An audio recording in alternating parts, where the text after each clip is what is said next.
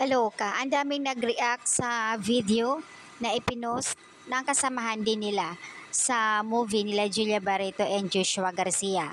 Yung habang nagla-live ang kasamahan nila para i-promote ang kanilang movie, and then ang Josh Lia naman ay may sariling mundo.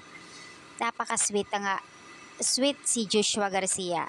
Yung kung ano yung dating love team nila, makikita mo sa kanila na as in napaka-normal na parang walang pagbabago sa love team nila. Something may nakita sa kilay or dumi sa mukha ni Julia, pinunasan ni Josh. So nakikita yan sa video kung gaano ka-sweet si Josh pa rin kay Julia. In fairness naman, napaka-sweet naman din ni Julia ha. Talagang close na close sila.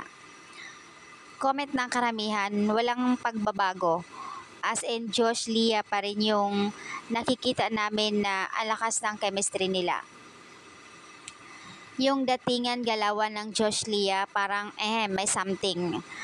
So, ayan guys, iba-iba ang reaction ng mga netizens doon sa clip video na nakikita kung saan ay hindi po iyon ay shooting or behind the scene.